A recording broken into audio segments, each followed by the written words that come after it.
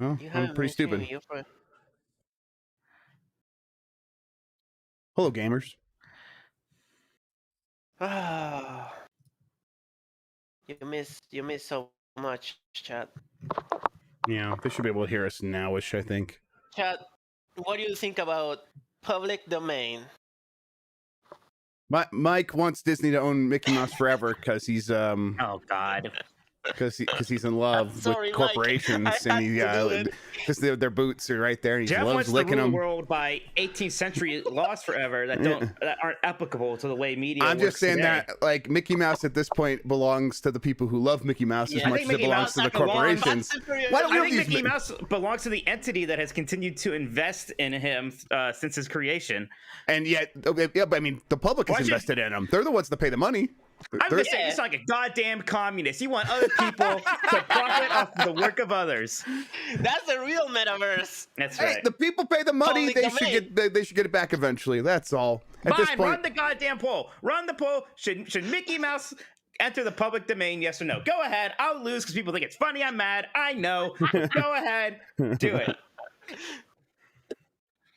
What about El Zorro? I was wondering why think the about chat El was not Zorro. like talking about this, and I'm like, oh, we weren't live. My Yeah. Mike and Nike. I would think about El Zorro. Yeah, that was actually kind of like the chip video theme song there. That went better than I thought. Whoa, 100% no? What the hell? Well, give it a second. It's probably just one. I'm not allowed to vote these things myself anymore. Oh, now it's yes. This is bullshit. Go, Chad. Tweet about AJ, it. I don't care if other people like. I just see the good things that come out of like public domain characters at this point. Listen, The good thing. before we were live, I told Mike I'm not Hello. like this is not a thing that I'm super hard lined about. I get it. Whatever. It's Yeah. probably gonna keep moving. If Disney, yeah, I get it. A lot of it makes sense. Disney invest in Mickey Mouse. They should be able to keep Mickey Mouse. Sure, but I don't think like.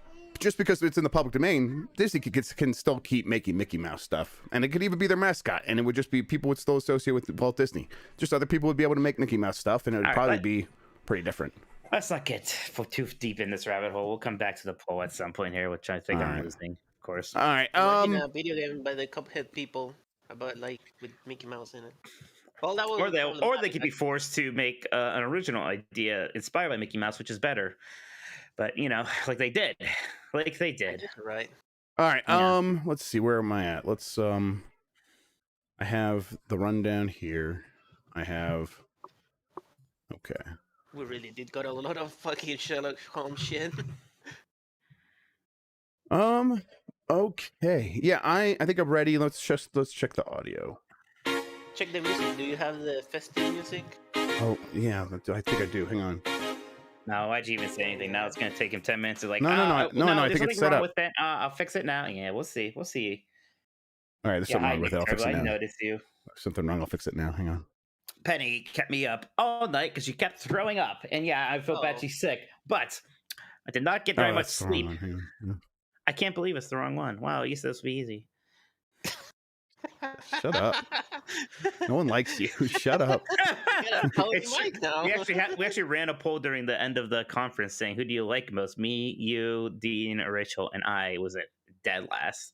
Also, to be fair, it was a metaverse NFT conference, and I was basically just talking about why I don't believe in those things. So I'm sure the execs weren't very happy. They weren't enamored, anyways. I hope this shit goes away. It's not Yeah. going away anytime soon. I think it'll don't like say that. fade into the background. It's in a gonna way have to, most some these of it's things do. gonna have to actually come out first, and we'll see how it goes. But Right. It has to like awful like fail catastrophe type failure. Nick, stop getting people trying to dislike the show. No one's gonna do it, even if it's their last chance. This is their last chance to make a choice to like it when it matters. This is your last chance to make a positive binary choice. I always thought that dislike don't matter in videos. That people take it like, oh, it's engagements anyway. So if you want to dislike, I mean, it matters. I think you would ultimately rather. It depends, but I'm sure Nintendo wasn't very happy when they got a bunch of dislikes. Like, yeah, it's Japan channels, like especially I watch a lot of Japanese channels because of anime. Yeah, we know. They always We know have you're a weeb. the likes and dislike turn off and the comments too. Even on the most like review stuff, like they had all that shit turned off. They don't want to see shit. Oh, this is great. We already got that Nate guy who hates you is back and already gave us money and said something mean about Jeff. That's fantastic. I Fun. can't wait to read that. Well, he gave us money. I mean, he could keep saying mean Yeah, things to absolutely. Jeff. He doesn't say anything mean about me, anyways. That's fine. I don't care. Yeah, that's fine. Maybe he likes me. We All finally right. got the one Wait, who hang on, I likes gotta you. hit the thing. Set it to. Is it music that I set it to? I'll probably set it to music. Let's do that.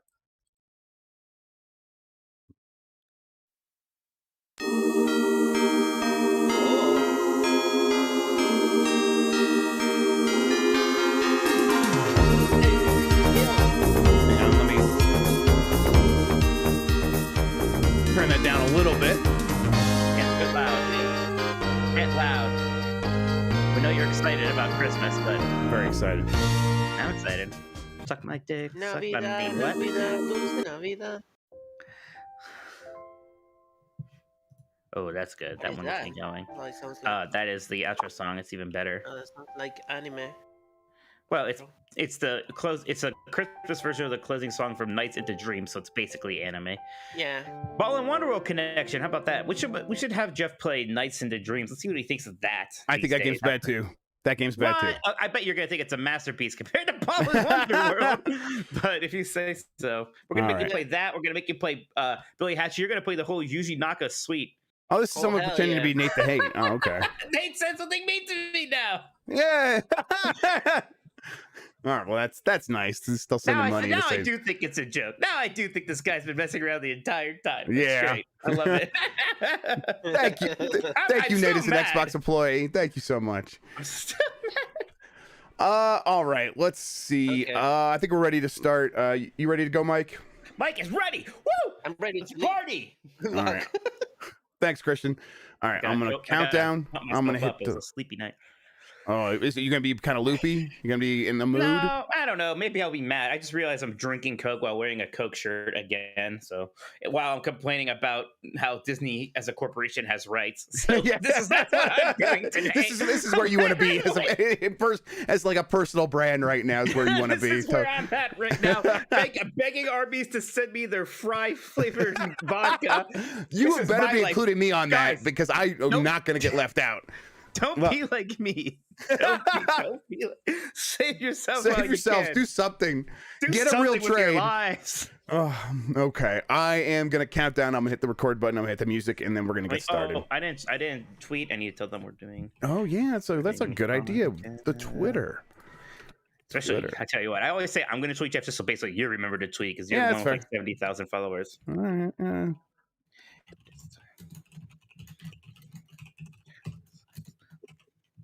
Let's yell at Jeff. That's right there. I just remember another reason I was mad at you. But you should keep a list.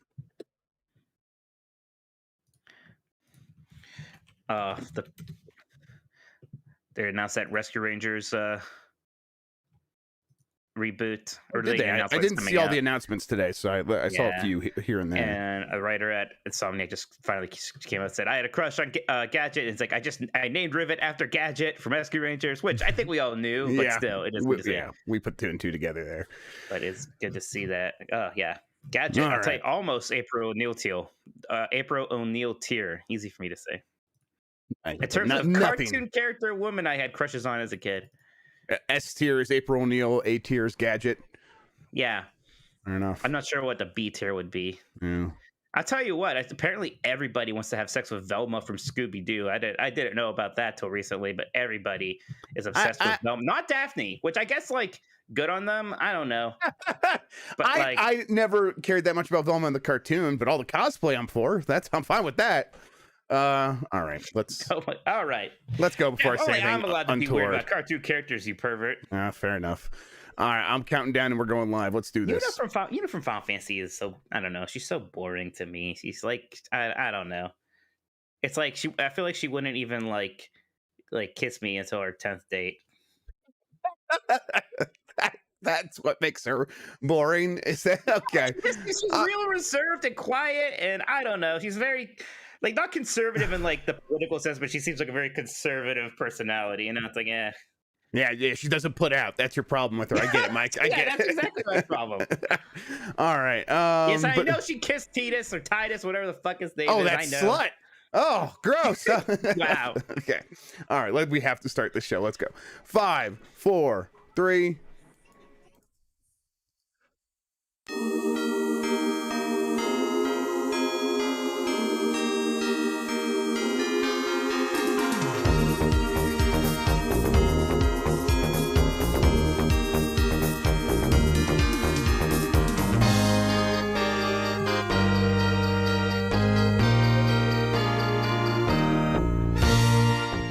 The internet, you're busy, let's do this. Welcome to the GamesBeat Decides podcast. This is the podcast where we decide everything about the world games so you don't have to think for yourself. I'm your host, Jeff Grubb. With me is Mike Minotti.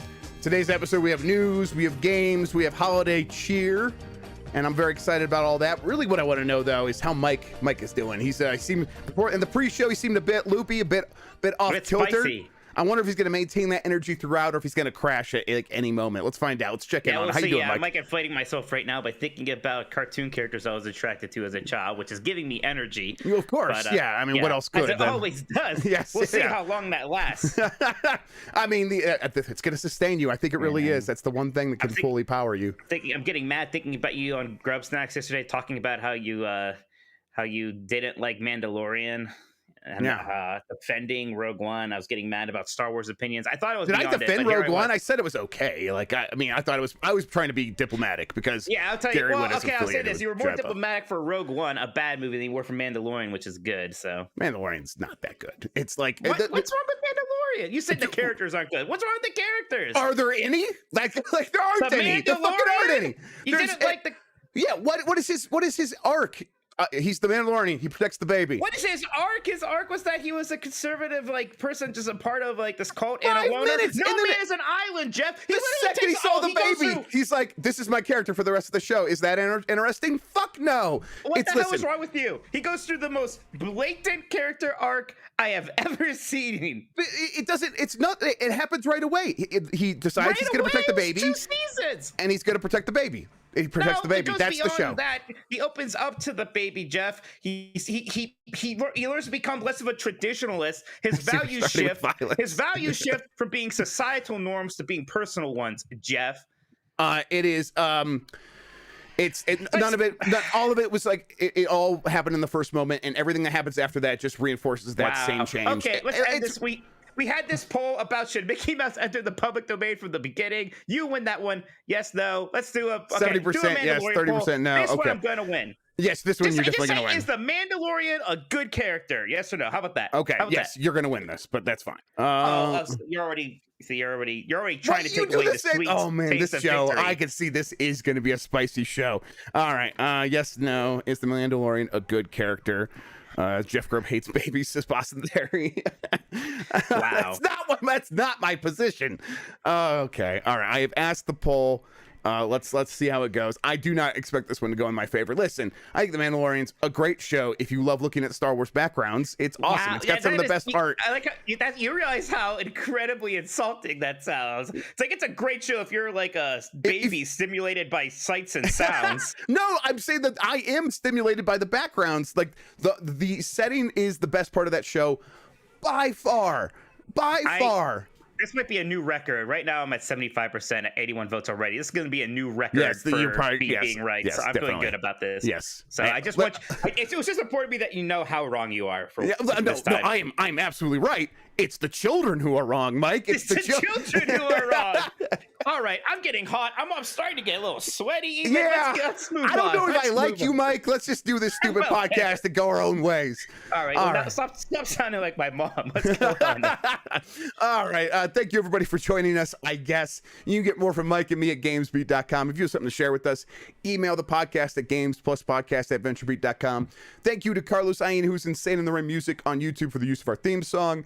If you are listening to this on the website player widget, you can get the audio version of the show on Apple Podcasts, Google Podcasts, Spotify, and more. If you're watching live on YouTube, I'm sorry, this is just what this show's going to be today, but you can still give us that thumbs up and help other people find this hot mess. We'd really appreciate it. And if you like the show as well, you can rate us on Apple Podcasts if that's where you're listening. That helps people find it as well. Or you follow us on Spotify. I guess that's a thing. Join the Discord. Link is in the description. Discord.gg/GameMess. That gets you in there. Come hang out with us. And then if you support the show by going to patreon.com/GameMess, which is a link you could find in the Discord, you can get into the private channels inside there, like podcast producers, where you can ask us questions and hang out with us and stuff. So, yeah, I have a bunch of news, Mike. There's a lot of news. We should probably just jump into it. We should probably start yelling about things that aren't related to that video games. But you just make me so mad with your stupid face. Okay, starting with the NPD, which was reported this morning. The industry sales were up 16%. A lot of that came from very strong new game releases. And then also, obviously, hardware is up year over year in a big way because now we still have Xbox Series X and S, and then a PlayStation 5 compared to October when those weren't out yet. Next month should be the first like year-to-year comparison. It should probably still be up year over year. Some highlights here.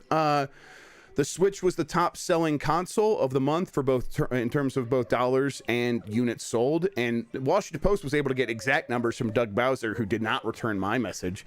They sold 711,000 Switches in the United States. 314,000 of those were the Switch OLED. So a big boost from the OLED, obviously. Right. And it's kind of what we were expecting. Like Switch was the PlayStation 5 was the best-selling console last month. We could tell people were like pressing the brake, waiting for the OLED. Now the OLED is here. A lot of people showed up to buy that, and yeah, this is right in line with kind of what I was expecting. I took this passage from the Washington Post story because I thought it was relevant to what I want to talk about. This is the Washington Post talking about what Doug Bowser said.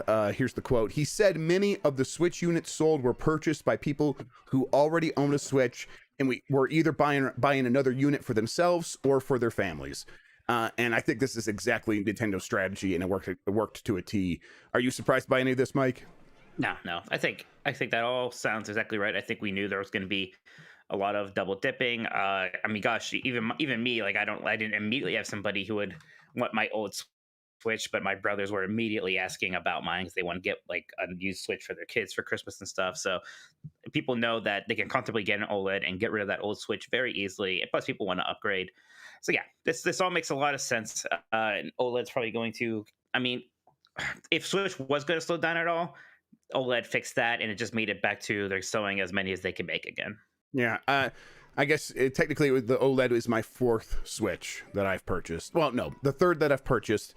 I got the first one as a review unit, so the third that I've purchased and the fourth one that I've had. So I'm definitely right there. And like I think a lot of people, even if like you don't have family members, if you don't have kids, GameStop was giving like $260 for the Switch like V2 or whatever it was.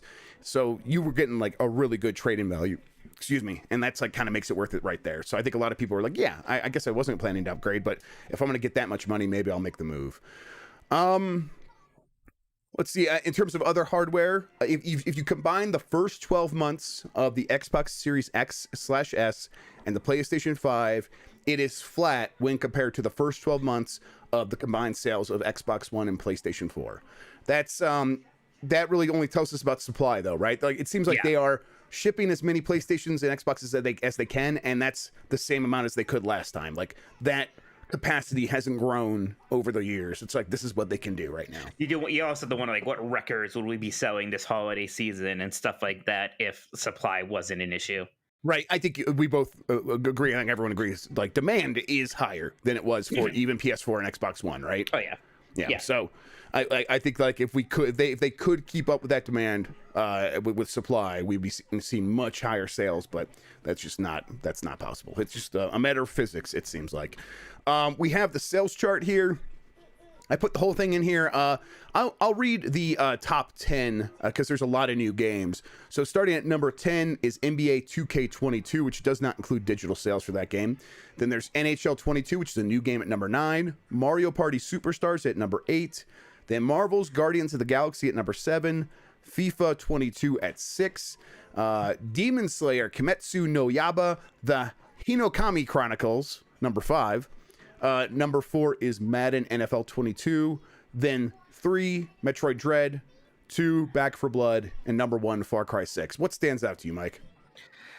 I'll tell you what, the first thing that actually stands out to me is Guardians of the Galaxy being 2 spots below Demon Slayer, Kimetsu no Yaiba, the Hinokami Chronicles.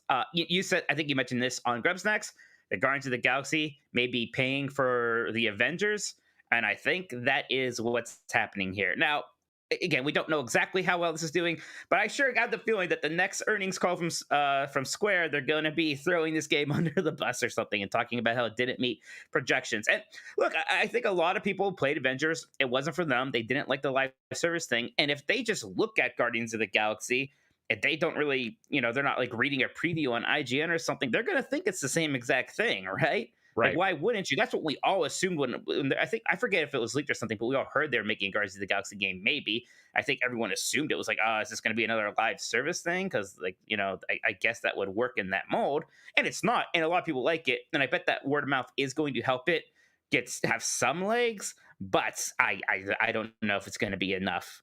Everyone in chat is mad at our pronunciation of this game, and I want the chat to know that we're not going to correct ourselves. You can go to hell. yeah, I'll tell you what. I apologize for a lot of things. Yeah, Iba, whatever. Go to hell.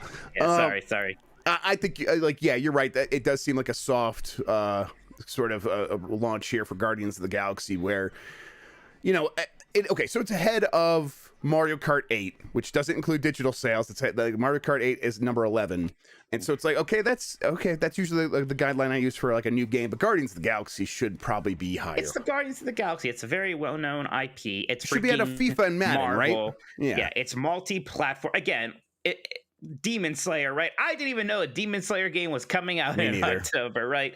Yeah. So for that to be, first off, good on it for doing that well. That seems very impressive for it. Like, honestly, like outselling FIFA already. But yeah, FIFA's been on the this is only its second month on the chart, so FIFA is still going to sell well, but that's but Guardians of the Galaxy should not be behind the new anime game. I'm sorry. Yep, and it just shouldn't be. Other takeaways, I mean, Metroid Dread at number 3 is good. It seems very good.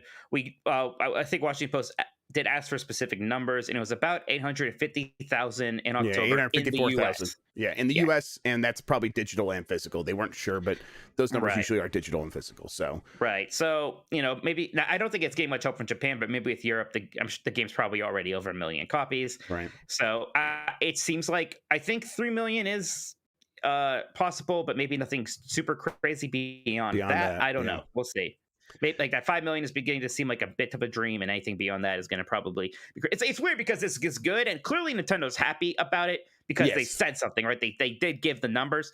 There's a part of me that's still like a bit incredulous that 1 out of 90 Switch owners bought Metroid Dread, right? And I know it's not exactly like that, but there's still that part of me is like, like it is nuts that even with everything going for Dread, it still can't be like a super hit, but it is at least good enough that this is going to be the best-selling Metroid game, probably. Yeah, I wonder how it's going to do through the holidays. I think there's reason to believe that, the bulk of the people who were excited for Metroid Dread already bought the game, so maybe it's going to have a steep drop-off. But also, it is still Nintendo's primary big game this holiday, other than Pokemon. And it feels like there's a chance it could continue some of this momentum. We'll have to wait and see. Some specifics about how well it performed. It doubled the physical sales of Metroid Prime, and Metroid Prime obviously in 2002 did not have any digital sales, and so if you add in the digital sales, it seems like this launch is almost 4 times the size of Metroid Prime, even if that and probably honestly a little bit bigger in terms of dollars, because 160, 150, obviously that helps, but still, even then, that doesn't account for all of that. There's just more excitement around Metroid Dread, more people to get excited than there was when Metroid Prime came out. So it's a good sign. It's clearly the fastest selling Metroid ever, at least as far as the MPD can track, which is, I think you pointed out, was back until what, 1995 was when they started tracking. So we don't know what Super Metroid, Metroid 2, Metroid 1 did, but there's no way. There's no basically way. like Metroid 1's total sales I think are kind of close to Metroid Prime's, so we can just say it was probably about the same as that. So if it quadrupled Metroid Prime, it probably quadrupled Metroid NES. And even back then, like launch month sales weren't quite the same thing as they were today. Right. Like people don't even some people aren't even sure when exactly like Mario Brothers launched, right? It's just when it got to the store. It wasn't until Sonic Tuesday that like launch days were a big thing, right? I think, yeah, that's the first one I remember. Yeah, absolutely. Other things worth pointing out here: Back for Blood is number 2 on both the Xbox and PlayStation specific charts. Me. Yeah, and this is something we've seen before, where Outriders launched on Xbox and PlayStation, and it was on Game Pass day one, and yet it was number 3 for its launch month on both Xbox and PlayStation. And now we see here again, Back for Blood sort of repeating that, where, you know, of course, there's more PlayStations than Xboxes in the United States. So there's going to be, so Back for Blood is going to sell better on PlayStation and Xbox. It's not really what we're talking about. We're just talking about, like, the ratio, though, seems pretty equivalent, even though it is available on Game Pass, and you wouldn't have to buy it at all if you subscribe to that, and you could, like, spend that money elsewhere. Seems like the people who were planning to buy Back for Blood still bought Back for Blood. Now, I imagine that its legs will be a little bit stronger on PlayStation than on Xbox because of Game Pass. But, you know, in the initial first month sale, which is like the bulk of sales, it seems like the game was able to, you know, it wasn't hurt by Game Pass in any way, basically is how I would put it. So, yeah, even without Game Pass, that's a pretty strong debut for this game, right? I mean, yes. It's technically not a sequel to anything. People are really thirsty for a new Left 4 Dead. It is kind of, it almost feels kind of silly that Valve just didn't make one. Yeah, I mean, yeah, you like, kind of just could put one of those out, and it's like, yeah, I mean, and you could even make it free to play if you want, if you're Valve, and that's what you want these days. Like, I don't know, it's weird. Other things worth mentioning, I guess, Mario Party Superstars is, you know, we know Super Mario Party has sold nearly 17 million copies. Mario Party Superstars kind of off to like a leisurely start here, but that's not how these games sell. These games just sell every time a family buys a new Switch for months and months and months, and then years and years they pick up these games. Do you think Mario Party Superstars is going to get like past like 10 million? That might be a bit much. It'll certainly probably get past 5 million at some point here. It's not going to sell as well as Super Mario Party. It's fine for me. This is the one like I enjoy much more. It did pass it should do better than Mario Kart 8 test though, right? Because it's at 8. Mario Kart 8 is at 11. So I think this is more than good enough for Mario Party Superstars. Yep.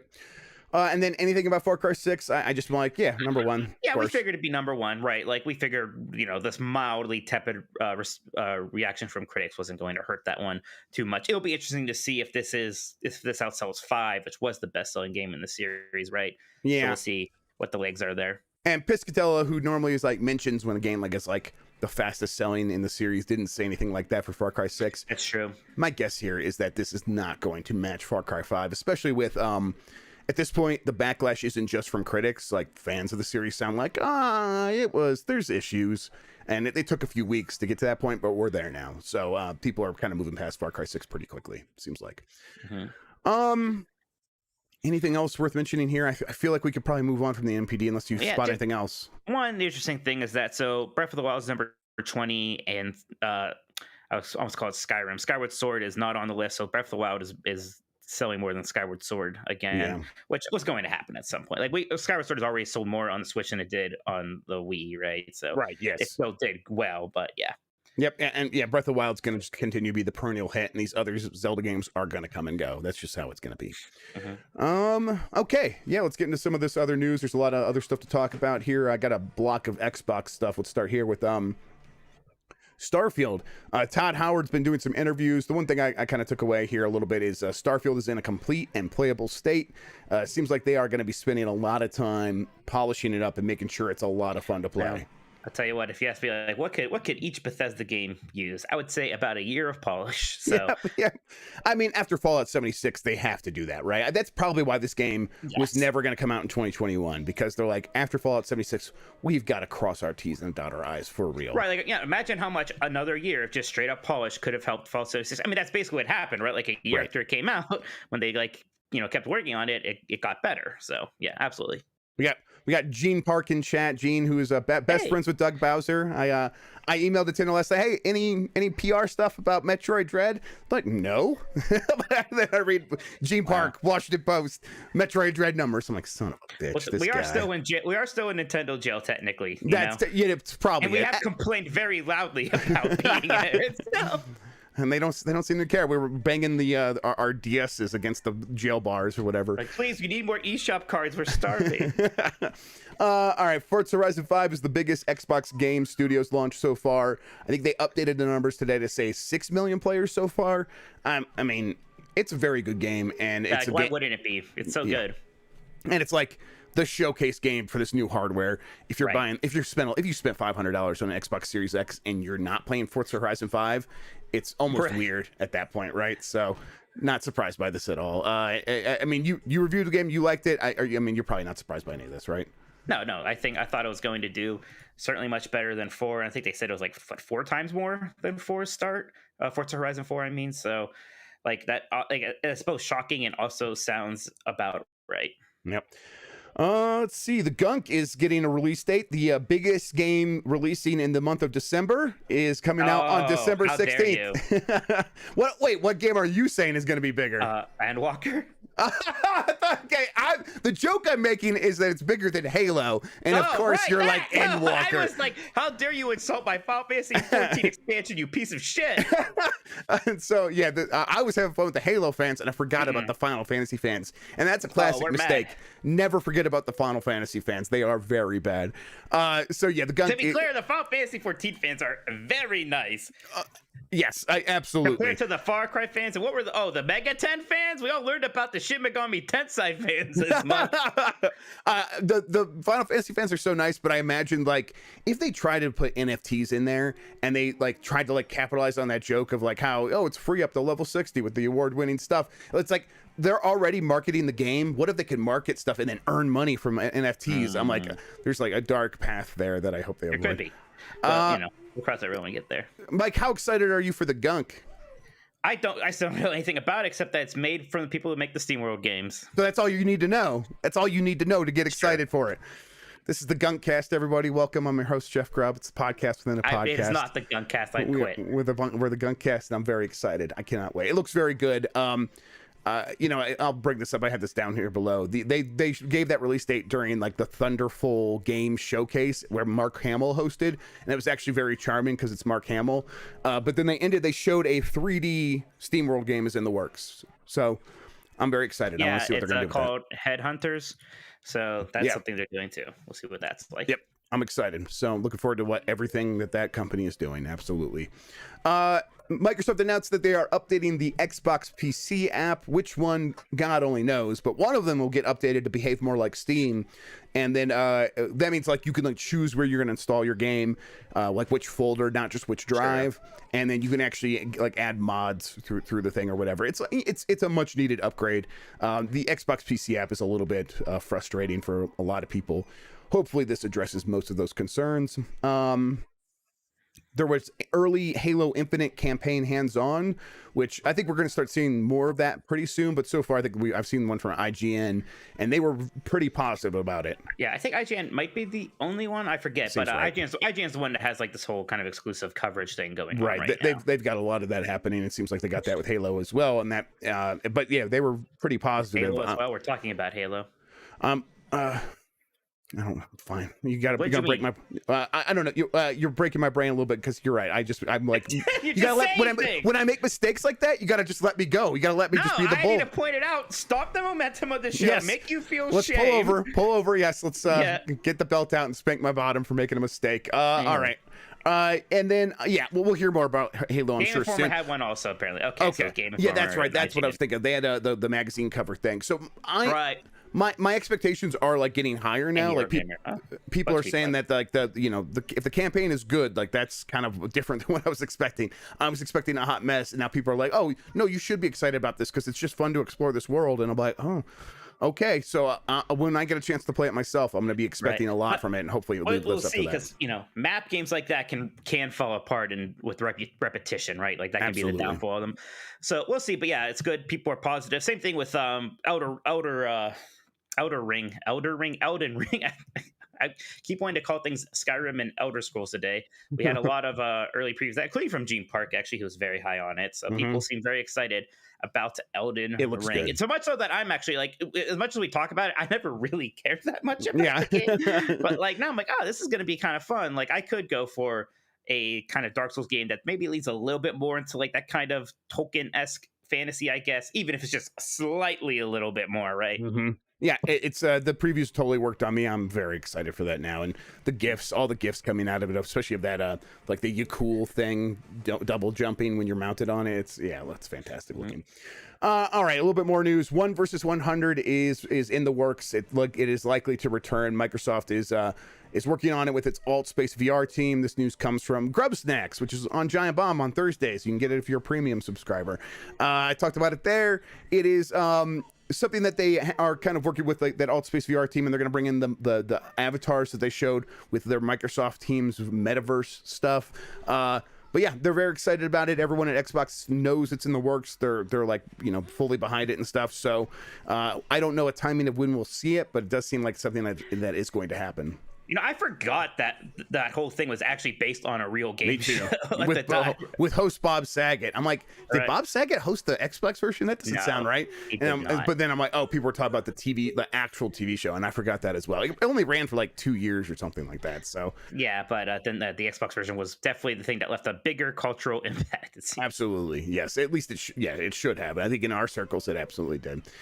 So yeah, that seems like the kind of thing that could show up in 2022 to like fill out Xbox's year while they wait for Starfield, which makes a lot of sense. Sure. Xbox Series X/S has outsold Xbox One in Japan. That was inevitable. It happened really fast. I mean, this is the same of that. That's part of that same story of like people in Japan during the pandemic spending more time playing games than ever. Turns out Xbox's they all games. want to play Demon Slayer, Kimetsu no Yaiba, the Hinokami Chronicles. I mean, you said it, Mike. You said it right there. Absolutely.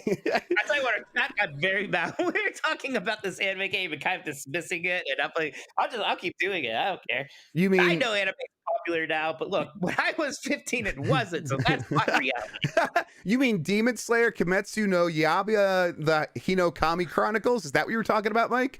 All Yeah. right, sir. Yeah, Demon Slayer, Himatsu no Copy, the Yakimaki Chronicles. Oh man, I love that Hakimaki. He's my favorite character. Stop jerking off. No, what are you talking about? That was only for the YouTube viewers.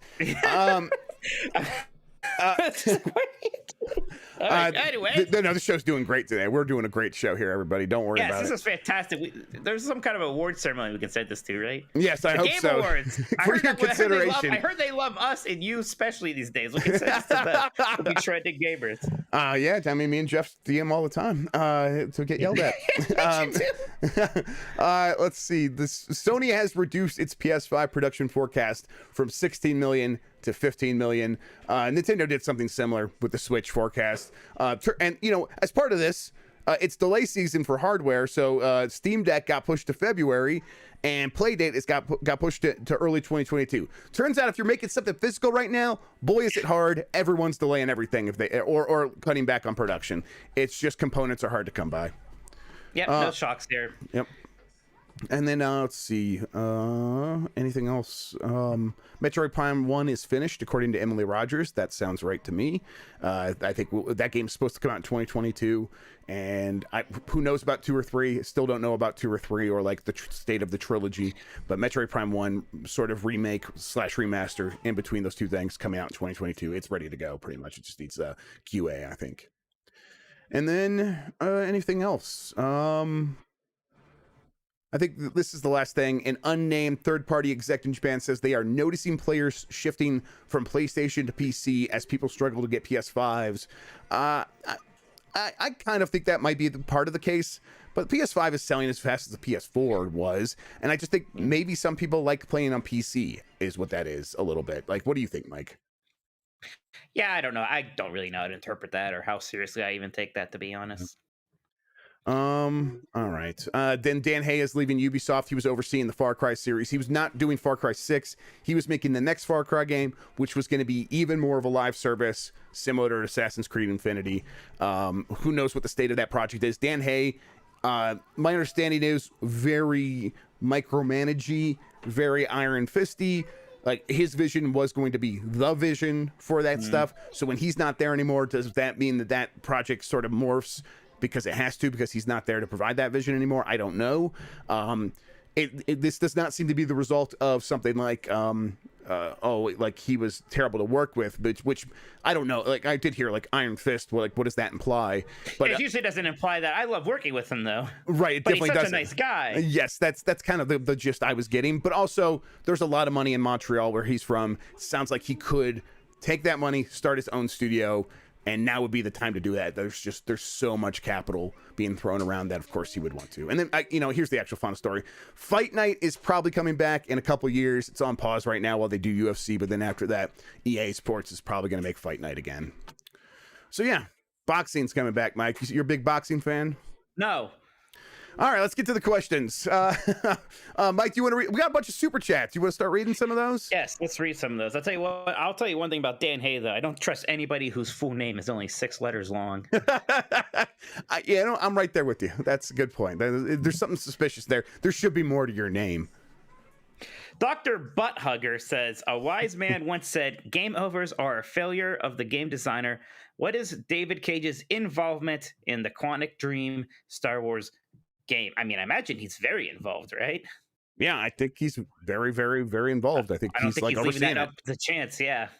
Yeah, this is like their next main project. They're not like, it's not like this is some new team that's like, an upstart working on this, trying to get it out the door. No, this is their big thing that's coming soon. So yeah, he's very involved. At least that would be my assumption. It's not like I've seen the flow charts of who does what at that company, but that would be my assumption.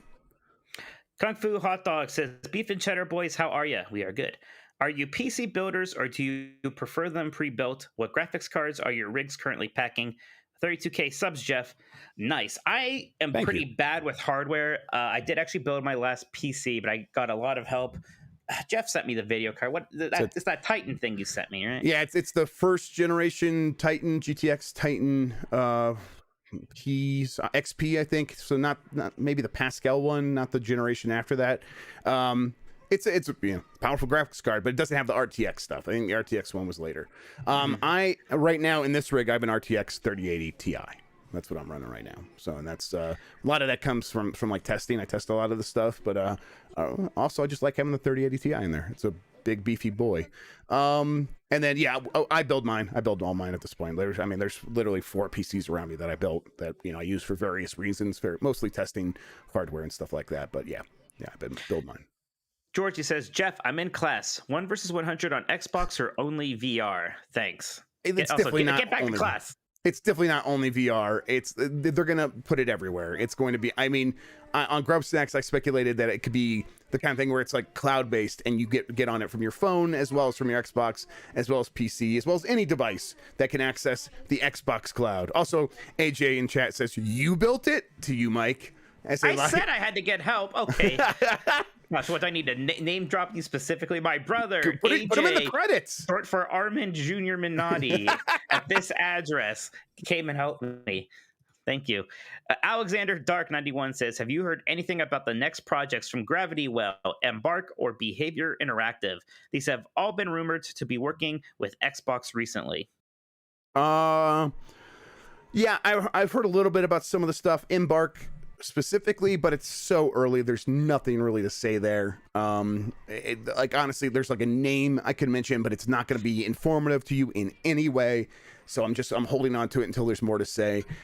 There's still, I think most of these companies are a ways off from showing anything. Like maybe next year, maybe. But that stuff is a ways off. And then at that point, maybe there'll be more to talk about, and I will at that time.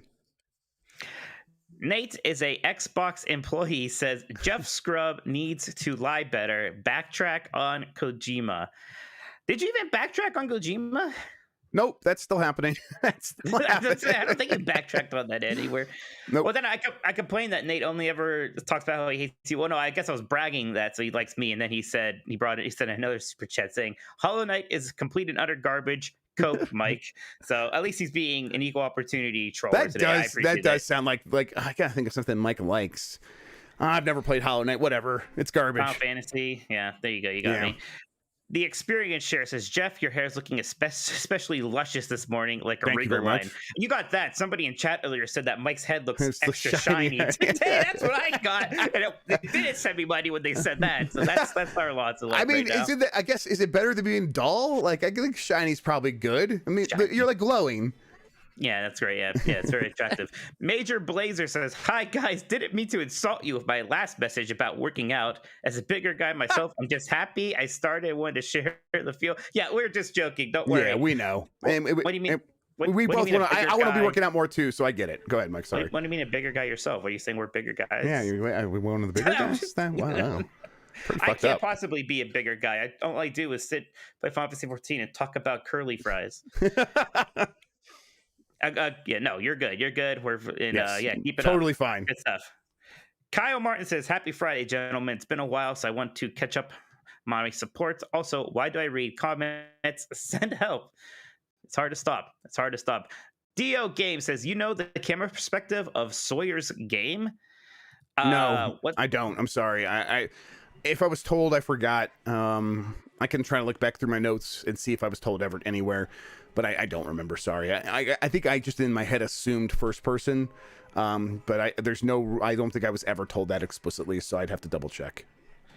What are they talking about? What's Josh Sawyer's game at Obsidian. He's making that that murder mystery historical RPG. He's talked about it in the past, saying it would be a historical RPG and that it would be it wouldn't have combat.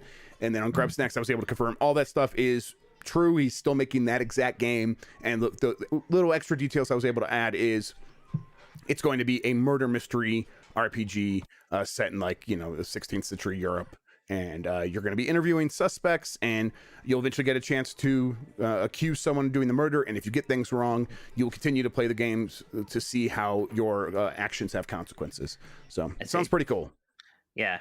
I'll tell you what, when they said perspective of the Sawyer game, I thought they made Chris Sawyer, the guy who made Roller Coaster Tycoon. I was going to be like, it's isometric. I know the answer to this. There we go. Thank you, Mike, for your input. Yeah, that's the super chats for now. If you guys have any more, you can send them. We will get to them before the end of the show. All right. I have a bunch of questions from the Discord. Let's get going with those now. Delta Prime 84 starts here. I'm having to deal with Forza technical support because after a couple of hours of gameplay, my frame rate tanks on the Steam version. I know I shouldn't, but I feel insulted that I'm having to do basic troubleshooting. Do you think there should be a way to skip the basic troubleshooting and go straight to advanced stuff like collecting logs for the devs? I think it's something like take a test administered by Microsoft and then get elevated to the higher level tech support for anything Xbox Studios related. I feel like it would save time and stress for both parties. Absolutely. So basically what he's saying is before you can actually tell them what's really wrong, they're going to tell you turn your thing off and on. And you got the God rays coming in again. I was about to say, Jeff, I have to say my Lion King lights back. Yeah, you're blessed. It's about this time each day right now. It's the blessed part of the year for Mike Minotti, apparently. Every time we're going to do the show, he's going to have angel rays coming down on him. The angel Michael wielded his sword for the GamesBeat Decides podcast. I love it. Oh, God. The Archangel, I'm sorry. I got to get a Simba doll ready for next week's show. It's truly intimidating, Mike, and I hate it very much. There should be I found that if you just dump on them in the first 30 seconds with, I did all the stuff you're about to tell me to do, usually the person's like, okay, you know what you're talking about. Let's get to the real stuff. But a lot of times they're just not allowed to do that. So yeah, I'm sorry about that. All right, Blackheart Vinyl. Where the heck is Roller Champions? Mike, I feel like you played that. I played that at the last real E3 was 2019. Yeah, I played that at E3 2019, and it was the same E3 where Watch Dogs Legion was playable, and it seemed just about ready to go. I mean, it's a relatively simple concept. It's just like a roller derby kind of game, and a bit of that. That's right. Like Knockout City or like like one of those, what do you call those? I don't know what you call this genre, but also like I can't think of the name. I call them cars. Rocket League likes at this Yes, point. well, that's Rocket what Leagues. I was looking for was Rocket League. Thank you. I couldn't think of the name Rocket League. Yeah, I don't know. It seemed fun then. It seemed fine. It seemed ready to go.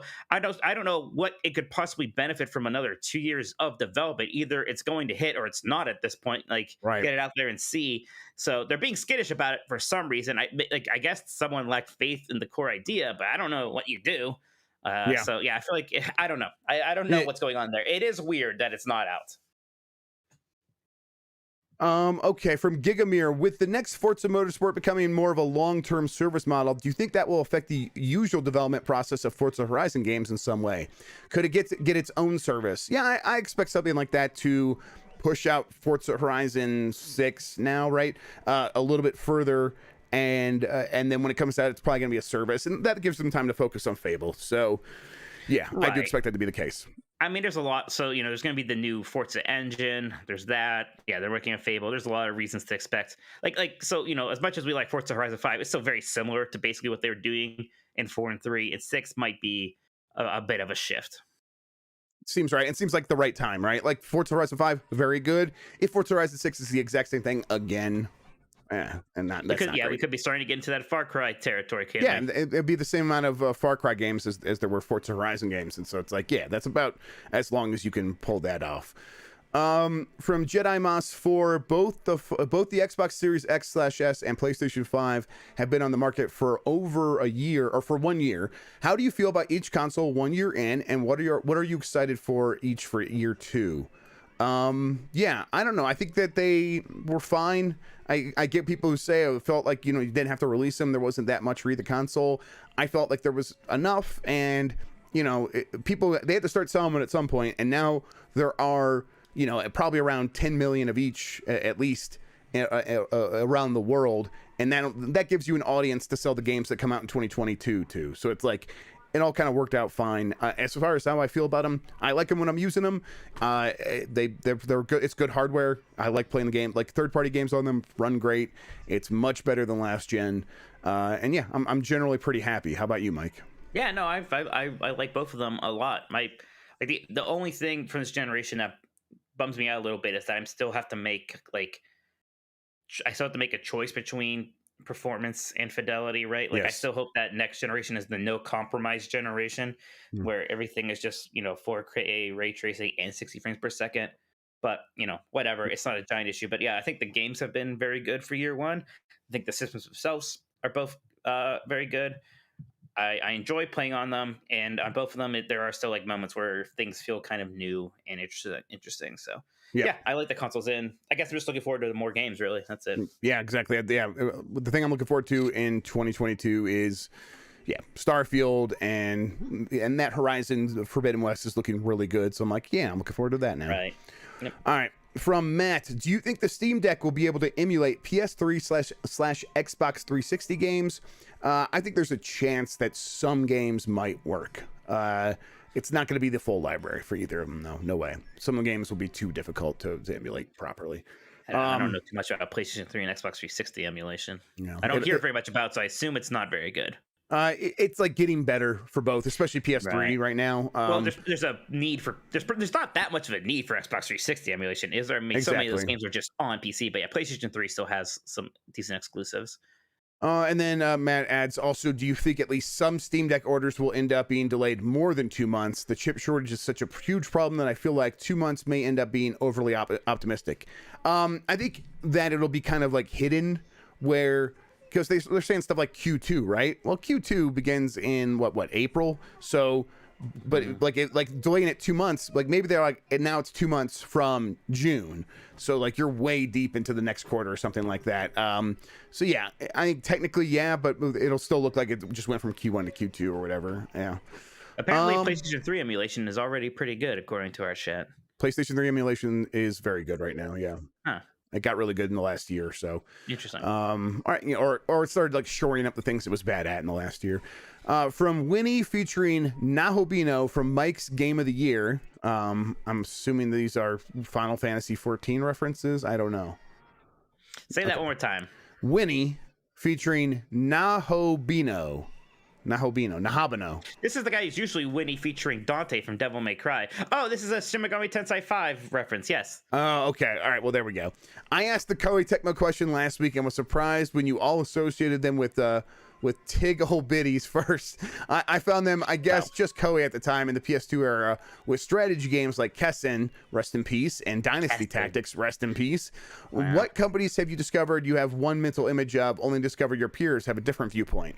Yeah, I guess I did. Mike was the one like flopping titties all over the place with Koei Tecmo games, and I was like, Mike, please calm down. This is a family show. No, you're with me. You're absolutely with me on that Team one. Ninjas, I definitely associated with Team Ninja, yeah, and Dead or Alive and all that stuff. I mean, so for me, like Capcom is still so much Mega Man. It is still sometimes hard for me to like be like, oh, for a lot of people, that is the Resident Evil company or the Monster Hunter company. Capcom's a good example because they have so many like iconic games that it is easy to associate them with one and then find out that people associate them with other. And Konami could be the same way with like Castlevania or Metal Gear. Yeah, and then some people are like, no, that's the Silent Hill company. I'm like, oh, right. Okay. That's the Suikoden company. Yeah. Oh, the Suikoden people. You got to watch out for them, too.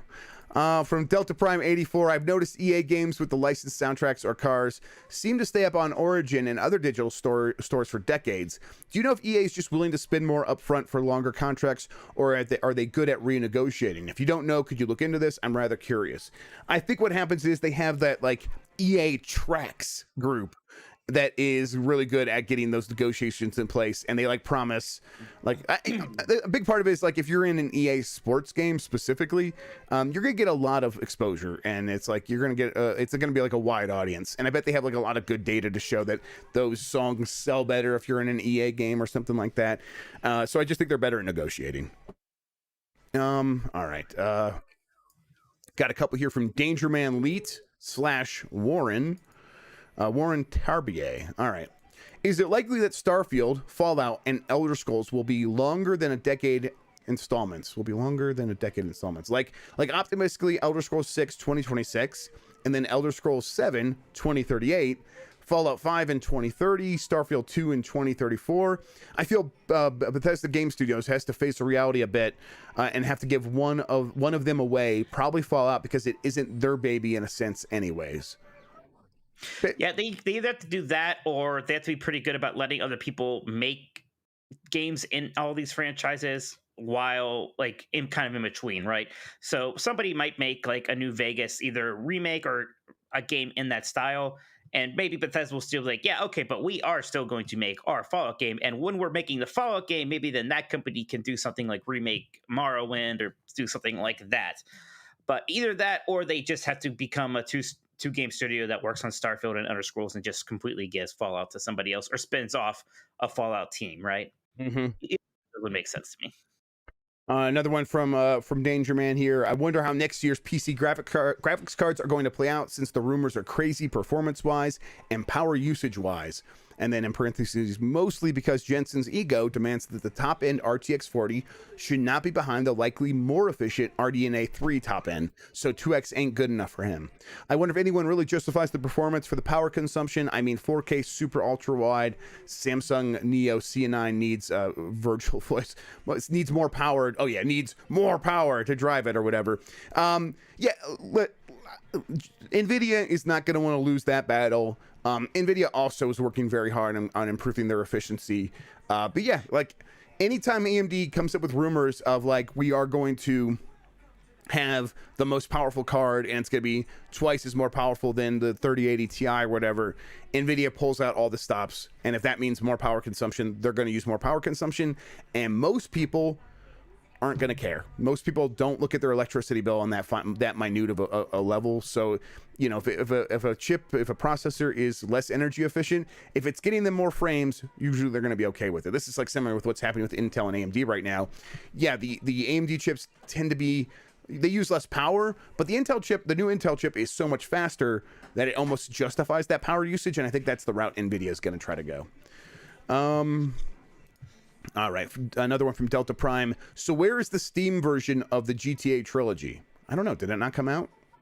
Maybe did they launch it on PC? Maybe on the Rockstar launcher or something? It was on PC. I don't know where it is on PC. Man, that thing's been fun just to watch bits and pieces of, though, huh? I mean, I thought that the trailer looked good, and I was poo-pooing people who said like it didn't look bad, but the real game, that doesn't look great. Like, that trailer made it all look pretty good, but it seems to be pretty shockingly kind of rough, especially from Rockstar, who you think could like throw some money into this thing. You'd think that they would have a little bit more reverence for their history, and this just feels like they slapped a lot of stuff through AI algorithms and then called it a day.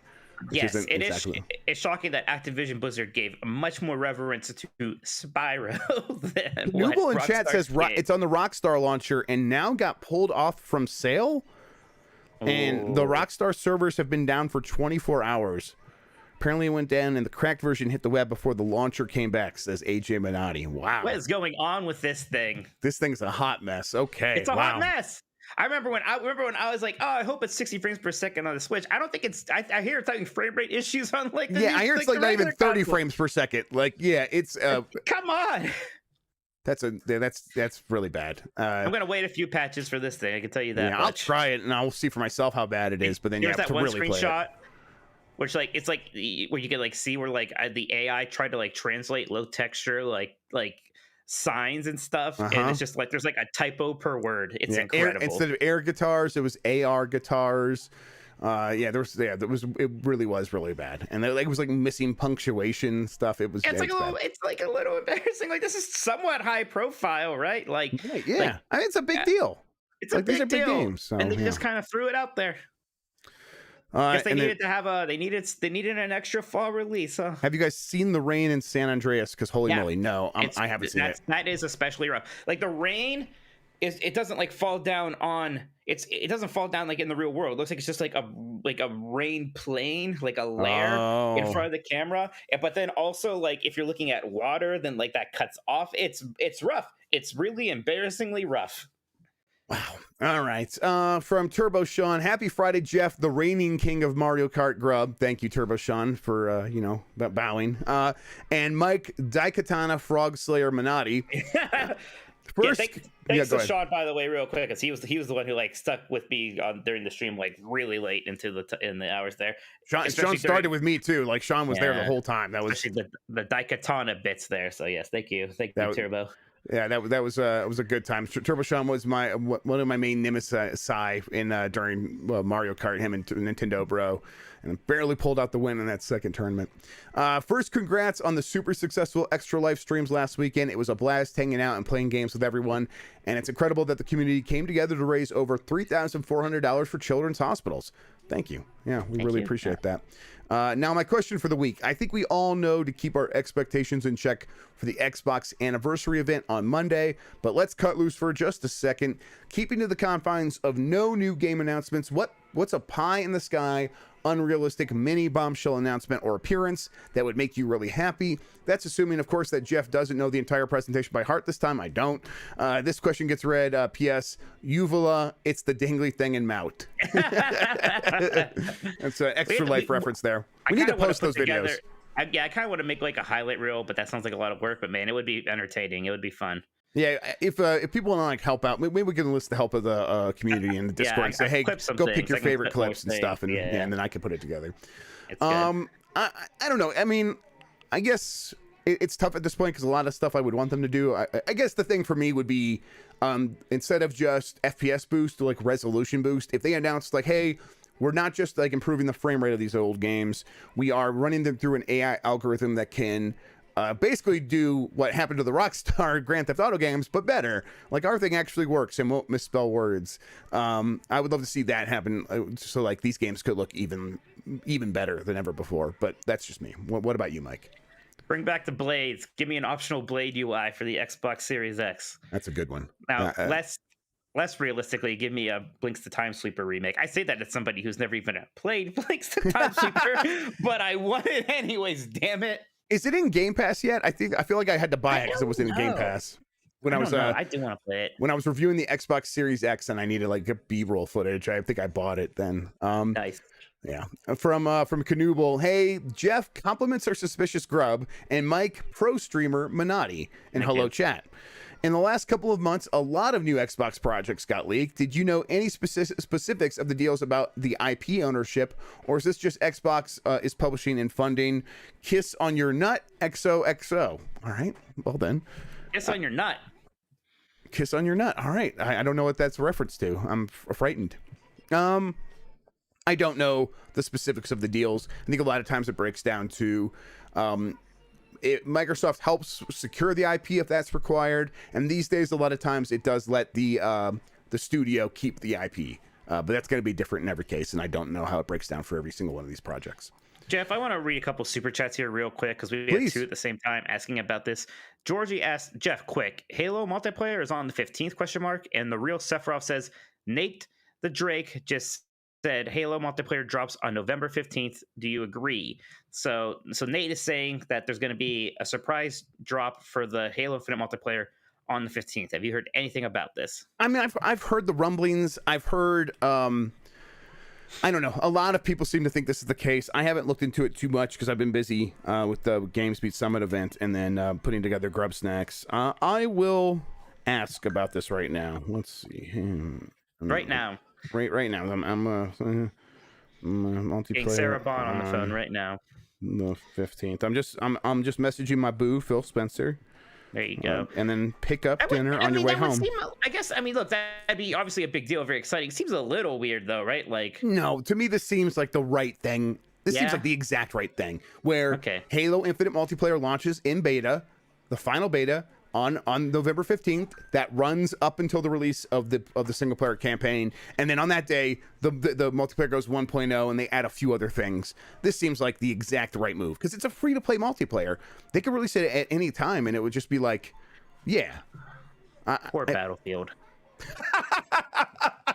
Your face, there's like genuine concern in your face. I actually kind of feel bad. Yeah. Oh man. Oh my god. I think this. The reason I'm like I was never going to poo-poo this because that sounds exactly right, like the right move.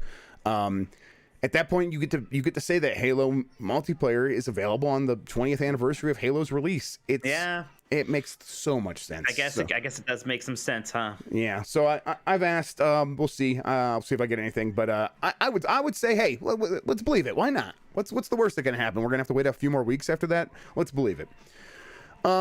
Okay. Was there another super chat that related to that you want to read? No, exactly? No, did you read for them that. both? I got a couple more. We can get to those after you do the rest of these things. Okay. Jedi Moss 4, given what we've seen of Forza Horizon's impressive tech, which locale country would you most want to see brought to life in a Forza Horizon game? Northeast Ohio. All right. Cornfields.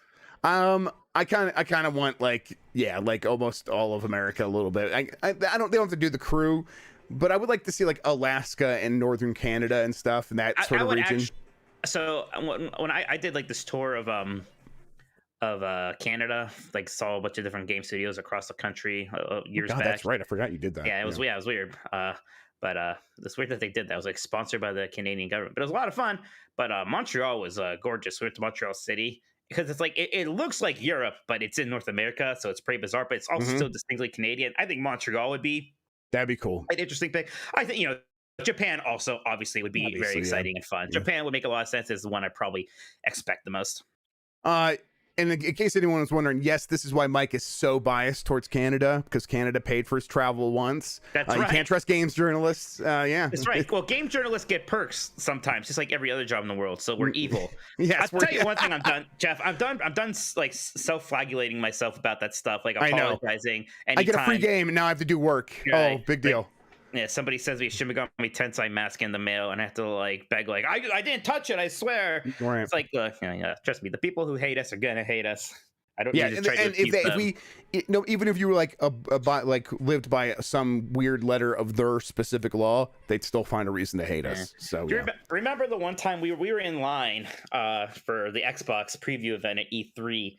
And some unnamed member of the gaming press was in front. I was kind of railing, kind of getting on a pedestal about how he's not going to take a drink in there because that's against the journalist ethics. And you're like, I'm getting a goddamn drink. I've been working all day. I've been working all day. This is not going to make me like this video game more. It's not going to. Well, if anybody thinks that me accepting a Sonic doll from Sega is going to make me biased against them. They could not read my coverage. It's fine. Yeah, but, yeah, fine. Go read someone else. I'm totally with you. From Nintendo Bro, happy Friday to the OG Beef and Cheddar Boys. Recently, there's been a lot of discussion about Activision Blizzard on GamesBeat Decides. Of course, it's warranted with the news surrounding the publisher, but it's also been in part to studios being absorbed to build the Call of Duty war machine, and thus, in turn, reducing the number of Activision Blizzard's revenue streams. Because of this, my question is, do you think Activision will tap back into Guitar Hero sooner with back-to-back okay Call of Duty releases, or does King and Warzone really make them profitable enough to hold off on diversifying their reach? I don't know about Guitar. They tried that once, right? Yeah, they tried it again once. Yeah. And maybe the problem there was that it was a little too different. Like, so, like, you know, maybe if they can make like a plug and play Guitar Hero kind of like thing, and it's just very simple, and it's just that Guitar Hero experience that you love, and it's relatively simple. Maybe. I can't imagine it becoming a pillar again like it used to be for that company, right? There's no way. And yeah, I mean, I think what the strategy right now is diversify Call of Duty, right? We got a Call of Duty mobile game. They hired a studio to make another Call of Duty mobile game. And we know that they want to turn more of their franchises mobile. That was their big talking point before everything happened with the state investigations, was how we got to get more mobile things. They started it with Crash. We know that some kind of a Warcraft mobile thing's coming. Diablo mobile is happening very soon, but we'll see, because those like the main actual projects for a lot of those things are suddenly disasters and need help now, right? So whatever Overwatch mobile thing was maybe being pondered, that's probably on the back burner now. From Louis Pizzelli, happy Friday, you Arby's vodka drinking sons of bitches. Hot take, Forza Horizon 5 is just Far Cry 6 with cars. Discuss. I get it to a certain extent. Yeah, sure, but like the base gameplay of Forza Horizon is probably better, and it also like my one positive for Far Cry 6. Well, my main positive was that it looked pretty, and Forza Horizon 6 looks much prettier. So. Yeah. From Louis Pizzelli, for New Year's Eve this year, we should all simultaneously take a shot of Arby's vodka to celebrate this podcast community. Anyway, any credence to the rumor that Halo Infinite multiplayer is going to shadow drop on 11/15? I tell you can do shots of the Arby's vodka, but you have to get a packet of Arby's sauce ready for the chaser. Just slurp it up right afterwards. Oh man, that's fantastic. From Prime Gamer 92, Rockstar released the GTA Trilogy Definitive Edition yesterday, and then took their PC servers offline for maintenance for going on 14 hours. I guess this is earlier, so now we're at like 24 hours. Someone said.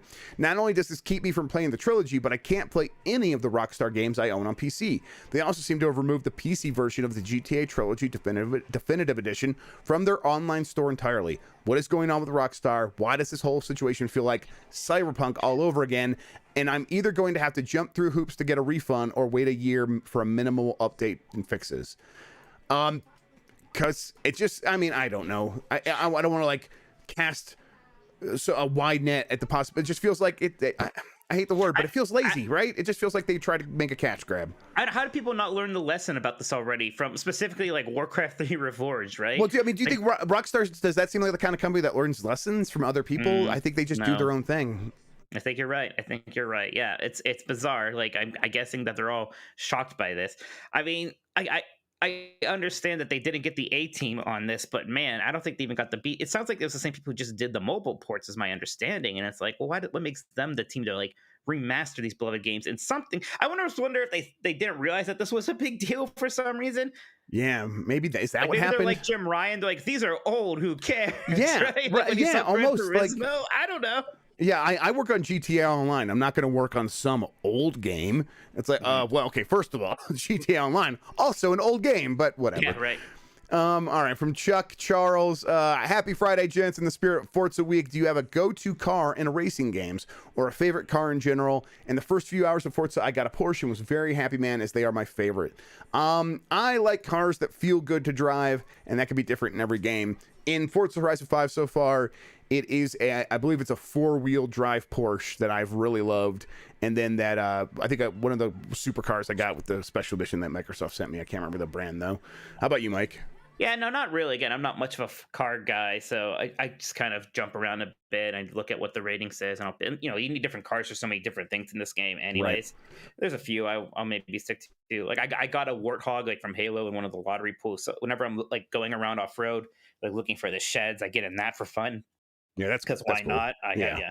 And I always try to get like my car. So I ride, a Jeep Wrangler. So I always get a Jeep Wrangler because that's fun. Try to color it like mine or color it like Jurassic Park. That's what I was going to. If they had my car, I would use my car. But my car is a Nissan minivan. They're not going to have those in there. I don't think they have any minivans, which is absolutely just missing a key audience. And that's the Jeff Grubb audience. Yes. From Screaming Madden, hey, Arby boys, I got a fun fact and a question. According to Metacritic, the only 3 games to score 90 or higher that aren't ports or director's cuts are Forza Horizon 5, 92 on Series X, 91 on PC, the Xbox One version of Psychonauts 2, 91, and the PC version of Chicory, A Colorful Tale, 90. Between these 3 games, which one do you think will get the most Game of the Year awards at different outlets and or the most appearances on gaming sites' best of 2021 lists? And he must mean for this year, for the games. So. Yeah, I mean, I could see pretty good cases for Psychonauts and Forza. Forza's gonna be played by a lot more people, but it is still like a racing game, right? And how often do you see a racing game really considered for Game of the Year, right? Yeah, it's gonna have a tough shot, like winning Game of the Year. I think it'll get nominated at more places than I would expect. Typically, I think there's a chance Forza Horizon 5 gets nominated for the Game Awards, for like the actual Game of the Year, but. It's still going to be tough. I think Psychonauts 2 is probably got a slightly better chance, right? For that stuff. It's Psychonauts 2. I think so. Because among the press. But yeah, among the press especially. But like, yeah, if it's like a popular vote, that might be a little bit more rough. Okay. Let's see here. Let's try to get through the rest of these. Sosuke. So apparently a super reliable Halo leaker said the multiplayer is dropping on the anniversary event next Monday. Any truth to this? Also, did you ever find out what Project Black Sky from Arcane was? No, I'm still asking about that. And let's just go. Yeah, we're fully in on this. November 15th, everybody's going to be playing Halo. That's it. It's happening. Oh, did your source get back to you? Just saying this now. Let's check. No, they did not get back to me. Let's see, Jedi Moss 4. Happy Friday, Jeff and Mike. Gucci Xbox review win. Did you see this thing, God, Mike? Yeah, I saw it. $10,000 Xbox that's just like etched to look like the Gucci logo, I guess. I mean, when we said the Xbox Series X was maybe a little underpriced, that's not what we meant. Nick Turbo, has the game industry gotten better, worse, or about the same as 10 years ago? I mean, it turns on what. I mean, it's better. It's better. Yeah, I mean, everyone, you can like get real upset about some like bullshit game that it does all this live service stuff you don't like, but there's so many games these days. Like, even if you don't like that, you still have a Metroid Dread or a million indie games to play. There's something for pretty much everybody these days. And if you talk about like what it's like to work at these studios, the stuff getting called out is much more frequent. It's still bad, but it's better because at least now you feel like you might have a voice, which you probably didn't feel like that 10 years ago. From Zach, in a hypothetical world, Xbox, PlayStation, and Nintendo have agreed to task one of their studios to make a game for one of the others in an existing IP. Xbox has to make a game for PlayStation, PlayStation has to make one for Nintendo, and Nintendo has to make one for Xbox. What games would you like to see from this? So Xbox making a PlayStation game, I don't know. Why not just have them make a Killzone and make an actual Halo killer or something like that? That'd be weird. Yeah, that'd be weird. I'm trying to think. I know I want Insomniac to make a Nintendo franchise. I'm just trying to figure out a good call. Which one. But if Insomniac makes a Wario game, that'd be pretty fun. Wario game would be good. Yeah, that'd be really like Wario with like really good locomotion would be fantastic. Yeah. PlayStation has to make a game for Nintendo. Let's see. They said that Insomniac makes Wario. Yeah, I know. I'm trying to think of why. I'm trying to see. Okay, well, I don't know. But then Nintendo has to make a game for Xbox. What are you gonna say for that? That's that's interesting. I don't know. I don't know. Yeah. They make such different things. I guess. Have them make Blinks the Time Sweeper. You said it earlier. There you go. Yeah, sure. Have a Mario Miyamoto. team make I'll tell you what. There's a concept. There's like a concept with Blinks the Time Sweeper. Yeah. Could you imagine the Mario team making a Blinks the Time Sweeper game and how good it actually would be? A 3D platformer that's very like time manipulation based. That would be fantastic. Mm-hmm. From Gerbear, with Sony taking PC gaming more seriously, do you think they'll ever launch a PC storefront of their own as a sort of halfway house between the PS5 and Steam? And I think so, yes. I think that's probably going to be something that's going to happen down the line. From Epic Open World, has any coverage of the Elden Ring network tests coverage persuaded you to give the game a shot? Not a Souls fan, but some of the changes they made have possibly convinced me to try it. I think we were both saying that we're both pretty excited based on the coverage of it. And yeah, I'm definitely, I mean, I'm going to be there day one. It looks that good. And then with the release of Skyrim yet again, how many copies of that game do you own? That's also from Epic Open World. I don't know. Who's counting? I think I only ever bought the one. I'll be honest. I bought it on Switch, Xbox 360. I bought it on Steam. See, and then maybe one of the VR versions. I think I only ever bought it on PC. What is the most expensive item you have been given to keep for a review? Well, I just got sent a Miss Pac-Man machine from Arcade One Up. And yeah, it's probably something like that. Yeah, it's probably that. Although I guess that's about the same price. That's probably not even as expensive as a PlayStation 5, I guess. And I have a PlayStation 5. It'd be like a console or something like that. Or don't rob me, by the way. This is a trick. Yeah, here, they're casing the joint. Yeah, this is them casing the joint. I got an Arcade One Up table machines that they didn't want back. That was pretty expensive. That's sitting over there and stuff like that. So.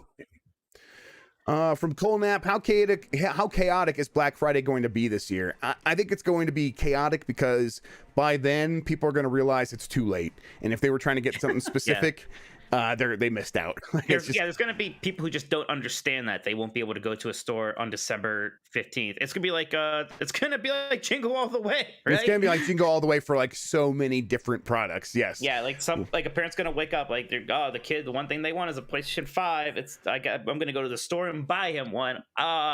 What's this line? My favorite part of that movie is how 90s centric it is, with the plot about Sinbad being the deranged postal employee. Yes. Yeah, it's like, oh my god, that was such a thing back then, where it's like, oh, I'm gonna go postal. God, and of course we have the game. All right, low rule. Do we know what the digital physical split is for sales of games on the Switch for gaming or for gaming in general? So yeah, there's it's at least, what's that? Is it like 50-50? It's at least 50-50. In some cases, it's closer to 70-30 in favor of digital, especially during the pandemic. But if we don't know the exact split, I try to tend toward 50-50.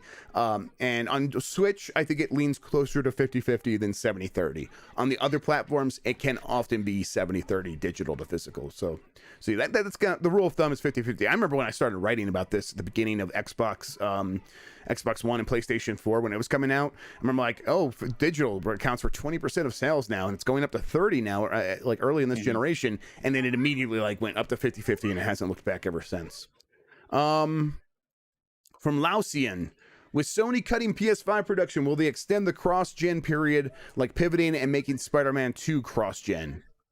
I mean, the cross-gen period is already going pretty long, right? With Gran Turismo. I think they're going to stick to their guns and say that Spider-Man's a cutoff point. And I think that the increased production at first was them trying to do more than they were going to do originally, and now they're like cutting back to something more realistic. They're still going to be selling about as many PS5s as they had PS4 at the same period, so they're totally going to understand the market, and they know these games are going to sell, so they'll get past the cross-gen period after God of War. Is that the one? Is that the last one, or is it Gran Turismo? I don't know which one's coming out. I think Gran Turismo's...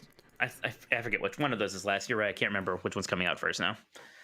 From Crimson 13/Victor, sorry about asking about Final Fantasy 16 again. How are you feeling regarding the Game Awards? The way I see it, there are two options. We see the game this year, or they update their blog post to say new info in 2022. I think one of the two has to happen, honestly. Could be wrong. I apologize for the repeated 16 questions. That's fine. You can keep sending in questions. We're curious about this stuff. Talking about Final Fantasy 16, like after... Yes. Like basically, I'm not kidding, Endwalker, that is my most anticipated game right now. So I'll talk about Final Fantasy 16 all you want. I think there's a good chance for the Game Awards. That's where I'm really at with it. It's the one I would like to see the most. It's been a while.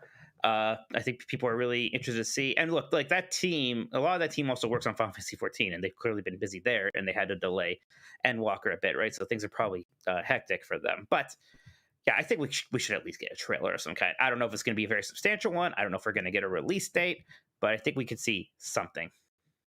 Let's see here. From Zach, do you prefer when a studio does 1/2 big games with a few smaller experimental titles like Obsidian seem to be doing, or when a studio focuses on only one of those big experiments? Or one of those big experiences? I don't have a preference one way or the other. It just depends if they can, do it well. Like Obsidian does that very well. Whereas, and Insomniac although Insomniac used to have their smaller like VR things, but now they're just doing big releases. They are very good at that.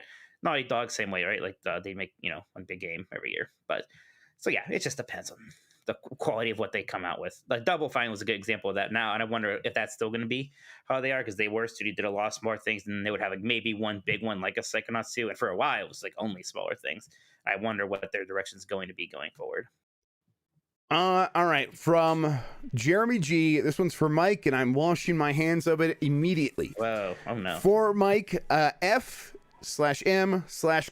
and I think that's good if we just do the letters instead of just saying what it is out loud, because I don't the fucking Mary part, whatever, even if it's a fictional character. So FMK, the Final Fantasy X girls, Yuna, Riku, and Pain. Pain probably kisses you in under 10 dates, is what Jeremy G says to help you get off to a good start here. Yeah, this is very easy. So He's thought about this a lot, everybody. Oh, Riku is easily the best one, right? Like, is that the one with the midriff? Yes, that's the one with the midriff. Sorry, yes. Mike, I didn't play these games. This is what I saw her in game magazines. Yeah.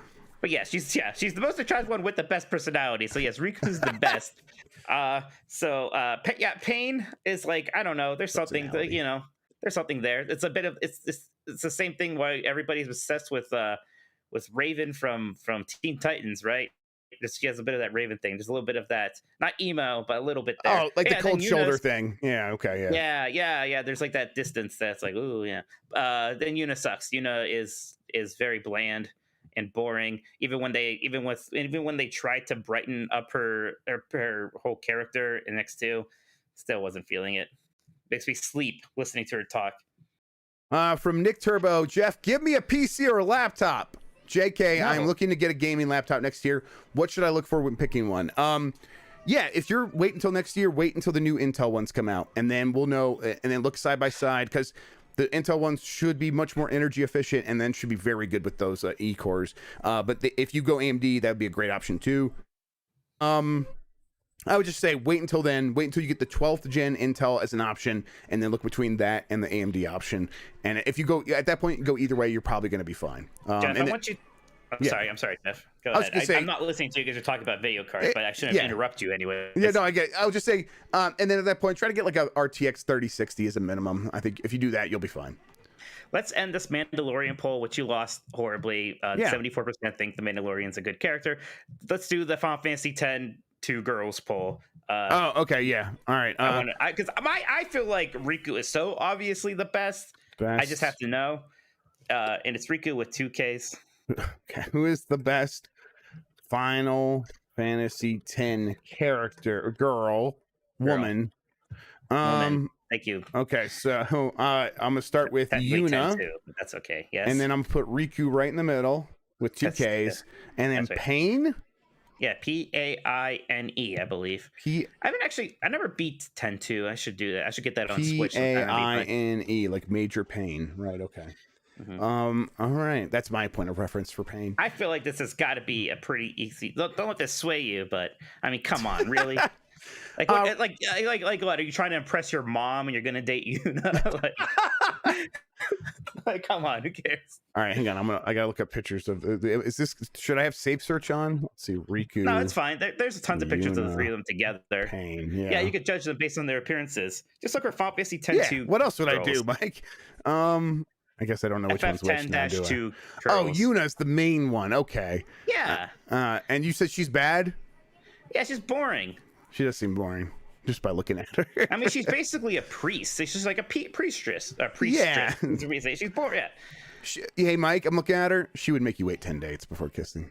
Yeah, I agree. I think you're right about that. All right, from Keyworks. Sup, boys? Question time. Top 3 Xbox backward compatibility wish games for Monday.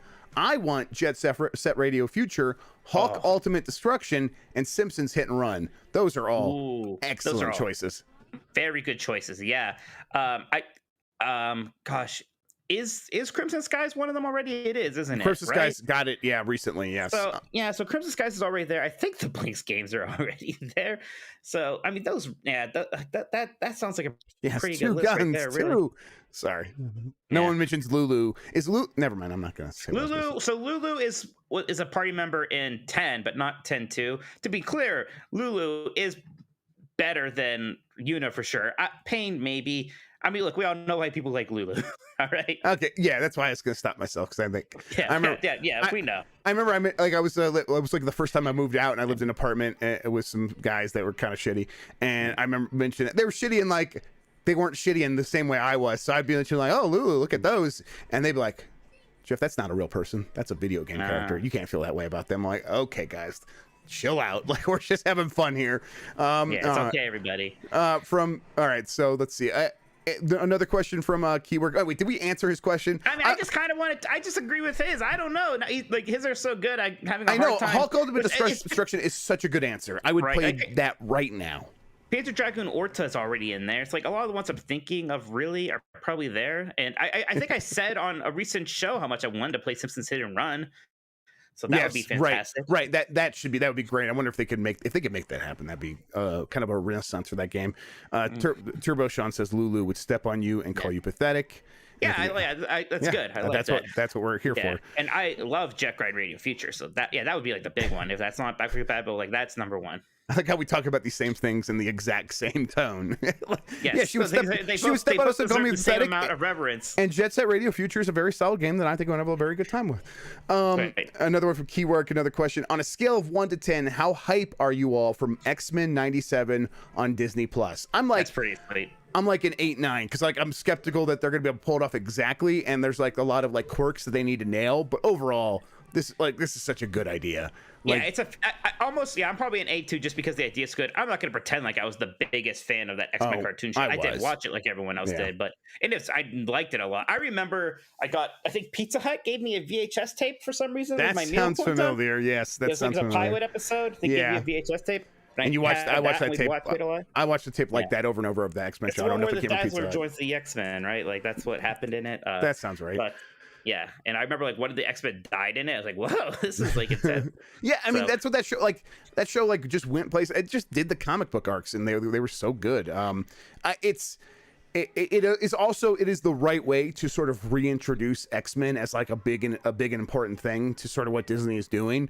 Like nail this, you get all of us old weird millennials talking about it again, and that's going to get people excited for X-Men and wanting to look into it. And then you could do other stuff with X-Men to capitalize on that. Now I hope so. If they're doing this, maybe that Shredder's Revenge team from .emu, that's basically making that Turtles in Time spiritual successor, can just go straight into making a successor to the Konami X-Men arcade game in that same style. Like, why not? Just also based on the '97 X-Men show. So, sorry, I'm trying to see if I can find out answers to everyone asking about Halo. Who are you texting now? You texting Master Chief? No, Phil Spencer. He's bringing dinner home for me tonight. So, do you think that I forgot what I was going to say immediately because I was trying to read a chat thing while it was happening. We've really killed the momentum of the show. You're on your phone. I'm mumbling over my words. Bro, the last question from Keywork. Mike, did you see the Muppets Carol Coach and Guardians of the Galaxy Cosmic Rewind leak? Looks just as shitty as Gringotts. Oh, well, okay, so first of all, I saw the Puppets thing. So they're doing a thing in Disneyland where they have actual like Muppet performers with like the main Muppets and like a two-decker bus thing going down Main Street while they're singing carols and talking, and that's fantastic. I saw the leak. I didn't look too close into it. So Guardians of the Galaxy Cosmic Rewind is the new kind of story roller coaster they're building in Epcot where Universe of Energy used to be. And yeah, so I always assumed it was going to be like Gringotts, which is the Harry Potter ride, very similar to that in Universal. I like that ride. I don't know what's wrong with Gringotts. It's like half a super themed ride and half like roller coaster elements to it. So yeah, I have no problem with that. I'm so excited for it. My only concern is that it's too scary. Like Gringotts is on the edge for me. It's a little scary, but I think I'll be okay. The big thing with Cosmic Rewind is that it's going to have a backwards launch. So that's going to be kind of one of the big gimmicks there, hence the name Cosmic Rewind. So no, I don't know. I'm not feeling down on Guardians of the Galaxy at all. I'm like some people are like furious, like how dare they put Guardians of the Galaxy into Epcot? It makes no sense. They could go anywhere. I'm like, there's clearly a bit of a sci-fi bent to Guardians of the Galaxy guy, and also a retro bent to Guardians of the Galaxy. It clearly makes more sense for Epcot than it would say in Animal Kingdom or Magic Kingdom. So yeah, I always think that's unfair. From Fresh, got anything to add to Jez's report about Project Midnight from Compulsion? No, I'm gonna let Jez handle that one because some of the stuff he included was I don't know. I'm just afraid of like aiding in any way.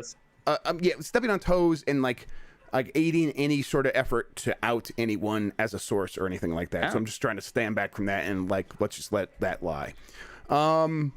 From Nick Turbo, Halo, November 15th, and he sent this in at 12:52. Man, this is the question of the week, apparently. He sent this in 10 minutes ago, of course. Nice. I don't know. I'm trying to find out. I'll let you guys know if I hear anything before we get to the end of the show. Yeah, he's gonna try to find out. He's gonna try to hold it for Grubb Snacks, not even realizing that it's gonna be after the 15th this time. Listen, a man's got to eat, right? So I got to bring those snacks to the people. The man's got to eat. The people are literally paying you money asking you these questions. I'm trying to find out for them right now. Why are you trying to make me the bad guy? I'm trying to spread the love a little bit. I'll see what I can do. This poll is pissing me off. Riku is winning with 46%. Right. 39% for Yuna is goddamn ridiculous. The majority of people prefer a girl that is not Riku. So, Mike, I'm sorry. No. I mean, I tell you, man, I take Pain. Well, look, Pain's not winning simply because she wasn't in the first Final Fantasy X, so a lot of people aren't as familiar with her. Yuna, you guys are boring, man. Like, I bet you all married your high school crushes. Jesus. Most people probably are just like, isn't she the love interest in the game? Most people are just the love story. Yeah, well, that's the other thing. She belongs to Titus, so it's kind of weird. Wow. Oh, I didn't know women are possessions all of a sudden, Mike Minotti. Oh, He's been shipped to Titus. Yeah. She belongs to Titus. April O'Neil belongs to me. Like some people are just called already. I have no more questions. I think we got a bunch more super chats, Mike. More super chats. Let's do this damn show. Rafik 145 says, which Xbox and PlayStation games will be shown at the Game Awards? I don't know. Jeff, do you know? No, not exactly. Like they're asking which backwards compatible games are going to be shown. That's absolutely not what they asked. I'm sorry, I was still. Go ahead. Which Xbox and PlayStation games will be shown at the Game Awards? It's still too early to know for sure. Things are moving around. I think some big games like were going to be in there got kicked out because like the publisher's like, oh, actually we're not ready and stuff like that. So things are still moving. Let's wait a little bit longer. Brett Bingham says, Jeff and Mike, what is your favorite car/primary car you use in Forza Horizon 5? Also, if you could add one car to Forza Horizon 5, what would it be? So again, I don't really have a main car. Gosh, I'm just not that much of a car person, right? I mean, I would just say the DeLorean because I have no imagination, but that's already in the game. Like in terms of a car that I would add, if I could add a car, I would add the Homer from The Simpsons. That would be my dream car for Forza Horizon. And I want it to run like shit. I want it to be like have the worst stats in the game, and I want to get like an achievement for winning a race with it. Like that's what I want. I want the Homer. I like that new Bronco. That was pretty fun to start with. They start you with that. It's pretty nice. I picked that one too. It's a good looking car. It's fun. I like it. If I could have any car, I would have any of those new electric cars that have the retro style. That Hyundai, whatever it's called. I can't remember what the actual name of the make is, but or the model is. But it looks fantastic. It looks like a car from 1985, and I want it so bad. And even that F100 from the new e-car from Ford, that looks really cool too. That's a throwback style. There's something going wrong with Mike, so I'm gonna just keep Penny's vamping. trying to throw up. I don't think anything's coming out. Oh, animals. You okay, pup? Yeah, you don't look super great, but I think you're okay. I think you're out. You threw up all night. I don't think there's anything left. I'm sorry. Oh, poor puppy. I know. Let's see. Is it coming out? No, it seems to be pretty dry still. Anyways, Jeff, next question here from David Redicop. Fun Canadian gaming facts. There are only 937 active gaming studios in Canada, and the industry now contributes $5.5 billion to the country's GDP. And they told me a lot of stuff like that when I was over there. I'll tell you what. I was learning all about Canada. I mean, they make a lot of games up there now. They make a lot. Sure are. Kung Fu Hot 6. Jeff and Mike, what are your expectations level like for Starfield? Is Bethesda in your top 5 of video game publishers? Probably not. Like, if you had asked me right after Skyrim, I would have been super high on them because it was like, right. But we haven't had a ton since then, right? Like, no, we've had Fallout 4, which Jeff is the only one who likes. Fallout 76, which is kind of a mess. That's right. Yeah. So, I mean, they're very good. I don't know. Maybe if I thought about it, I don't think they'd be in my top 5. But, I think top 5 would be tough, but I'm excited for Starfield. I mean, Starfield, in terms of like game studios, but a new Bethesda Game Studios game is still going to get me more excited than almost any other game. This is exciting. Jeff, you have to entertain the people. I have to clean up a little pukey puke. From Faisal007, what is the status of the Kojima game with Microsoft? Is it still happening? And which game you think from Xbox will shock people? So I've talked about this a little bit. There's still negotiations. If you check last week's Gross Snacks, I go in deep about how long these negotiations can take and why they do take so long. I think a key thing to remember here is that Microsoft negotiating with Kojima is different than Sony negotiating with Kojima. So they made that deal between each other because Sony is going to primarily negotiate in Japanese. Kojima primarily negotiates in Japanese. When Microsoft does it, you have Matt Booty, who is going to have everything translated, and he's going to have to translate so he can talk to his team and approve every little change. But then that's going to have to go through two language legalese layers. So Japanese legalese and English legalese. It really does complicate things.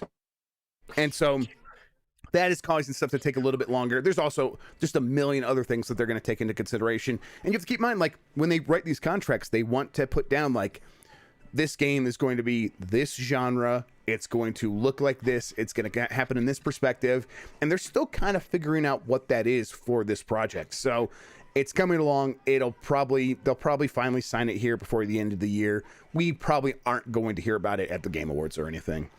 Mike, I answered that Faisal question, so we can go to J Stud McLovin if you want. Yeah, absolutely. Buy, rent, trade, fantasy mashup.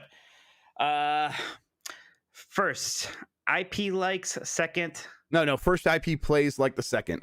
Okay, thank you. First IP, yes, gotcha. One, Squid Game. Squid Game and Mario Party. So Squid Game that plays like Mario Party, yeah. Yeah, okay. So Squid Game that plays like Mario Party. Thank you, Jeff. I'm clearly not. I'm getting it now. You got the dog puke in your brain. I get it. To a Sekiro game that's themed Kung after Pao that plays Pao. like Sekiro. Yes, and Ghostbusters that plays like Gauntlet. Well, obviously Ghostbusters that plays like Gauntlet would be best. I guess the Squid Game thing would be kind of fun to rent. I do like Kung Pao, but man, that'd be good too, huh? Actually, maybe I'll rent Kung Pao and trade the Squid Game like Mario Party. I don't really care about Squid Game that much. Right, Mario Party's already Squid Game, so it's like I don't need the Squid Game branding. Sure. I'm happy with Mario Party. It's just a Mario Party where people get murdered at the end, which is kind of funny, but yeah, right. But like, yeah, that would be fun for like one session, but I probably would just trade it. Ghostbusters that plays like Gauntlet, though, I love that idea. That's very cool. Yeah, it's fun. Good Morning Games, another buy, rent, throw in the trash. The Gunk Disney Magical World 2 Enchanted Edition and Diablo Immortal. I'm pretty interested in Diablo Immortal still, so I'll buy that. I'll see what it's like. Definitely rent the Disney Magical World 2, the Enchanted Edition. That game's fun. And then we'll throw the Gunk, literally a game named after trash, into the trash. God. So it makes sense to me. Why do I do this show? The Gunk is a buy. Diablo Immortal is a rent. And yeah, I'm going to throw Disney Magical World 2 Enchanted Edition into the trash. You're just mad because it uses so much original IP that's not in the public domain.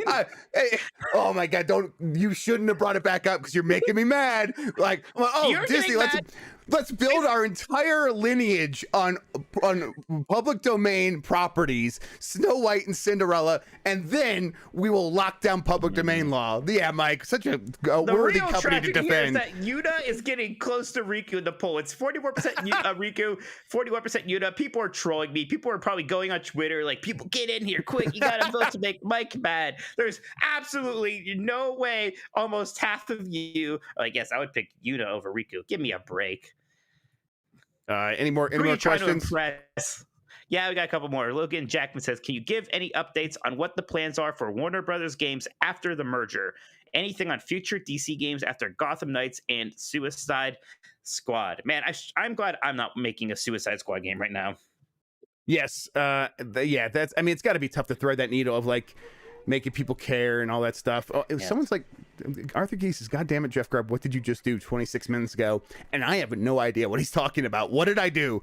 Chat, help me out here. What have I done?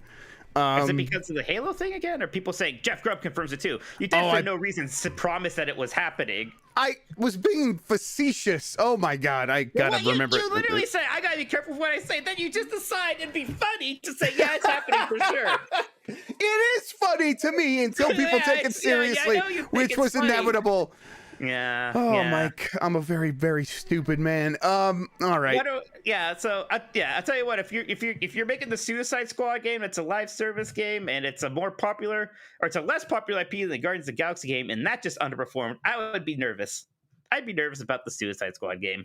There was like 400 people watching, and it was like, oh yeah. Then I just said that, and the regulars in chat, like Jeff, you said the Halo thing. You could tell that they're like frustrated with me. Like, well, of course, that people went out and said something or took a clip of it. Okay. It's just like, why are you saying that? This I felt in my job of immediately being like, Jeff, you can't say that. Yeah, so, see, this is what you're here for. I'm partly to blame. God, what well, kind I don't of? know. I even asked you. You're right, my coattails. You need to yank me back sometimes. I said, did your source get back to you? And you said no. And I was like, oh, okay. Yeah, no. Just making shit. I said I was making. I thought I said I was just making it up. I'm like, let's go for it. Why not? I mean, you can kind of say that, but even so, I mean, look, Nate the Hate's the real one who started all this. It's his fault. Yes, everyone go to Nate the Hate on Twitter and tell him that, hey, you're promising this, and if this goes wrong, we're gonna be mad at you, and we will forgive Jeff for anything he has ever said. If Halo does not come out on the 15th, please don't get mad at Jeff or us. I mean, get mad at Mike. I mean, yeah. Hey, we have to answer this question. What are the updates on Warner Bros. Games after the merger? What's the future of DC Games after Gotham Knights and Suicide Squad? I mean, it's a mess. It's still a mess. That's my answer to this question for until things get sorted out. Which, I talked about the contracts with Kojima. The contracts for like sorting this kind of stuff out are also going to be like they're going to have to like rework everything. They're going to have to renegotiate everything and figure out exactly what the expectations are under these new company structures. It's going to be a mess probably through the end of this year, and maybe starting next year they'll be able to like look toward a future post those game releases. But for now, it's I will say, I'll reiterate, I still think that NetherRealm is working on Mortal Kombat 12 and not Injustice 3. I'm that's what I've heard. That's what I continue to hear, and so. To me, that continues to indicate that the future is uncertain. So, maybe that'll change. But for now, everyone at these companies is still looking around trying to figure out where they are going to land, and they don't know. So, of course, it's hard for me to know because they don't know. All right, here. Last one. Jared Helder says, "What's your estimate for the budget of Grand Theft Auto Trilogy?" How much money do I have in my pocket right now? Yeah, whatever they could find in Grand Theft Auto Online's like couch, like the development couch. Yeah, they passed the hat around. I mean, it still had to be millions of dollars, I guess. Yeah, right? probably. Yeah, I mean, because it's probably expensive to employ the people at Rockstar that work on this stuff. Yeah, so, right. I mean, I don't know. Maybe they outsourced a lot of it to like other countries or something like that, and maybe it was cheaper than worth imagining. But I don't know. It's nothing compared to a GTA Online expansion. Probably that's probably what I would say. All right, Jeff, that's it. I think we've got through all of these questions. What do you want to end this Final Fantasy? Oh my God, no. Okay, I'm absolutely being trolled. Fuck you all. Like, get real. Get real. Yuna wins at 42%. Riku at second place with 40%. Pain at 60%. Yeah. Like obvious trolling. Give me a break. Like it's not even funny. It's not even. It makes no sense. Mike can never lose a poll because he's just being trolled. Oh, I get it. Yeah. Oh my God. Come on. Give me a break, Yuna. It's like that's like saying you have a crush on your priest at church. It's weird. What are you looking up? What are you doing? I'm twittering. I'm tweeting that I was being facetious. You're getting damage control. Yeah, damage controlling. Yes. I'm like, I don't know. I'm told, like, whatever. Okay. Mike, what have you been playing this week? Yeah, I know. Absolutely. I did it to myself. Gosh, off Jake 14. Jake Baldino's on your side, by the way, with Riku. Yeah, Jake Baldino's got your back. Everyone's on my side. Even especially the people who voted for Yuna. No one actually picks Yuna. Like, come on. Give me a break. Yeah, Final Final Fantasy 14 a lot still. There's a raid series where like 4 fights are based off of Final Fantasy 5, which was good, but then there are 4 fights based off of Final Fantasy 6, including like a raid fight against the Phantom Train and then a Kefka fight, and those were both very cool. So I enjoyed those immensely as somebody who also likes Final Fantasy 6 a ton. So that was great fun. A highlight from the Extra Life thing last week I haven't talked too much about yet was playing Daikatana finally, which was a stretch goal of mine. I've been making jokes about Daikatana for a year. I've never actually played it, and I kind of like convinced myself, like, it's probably not that bad. It's probably just like a very mediocre and underwhelming shooter because it, like, when it came out, it felt dated and there was so much hype and it took so long for it to come out. But whatever. I bet it's actually pretty fun. Man, it's awful, Jeff. It's real bad. Like the first level it's long. It just takes place in this swamp. It looks like a Quake 2 game in 2000.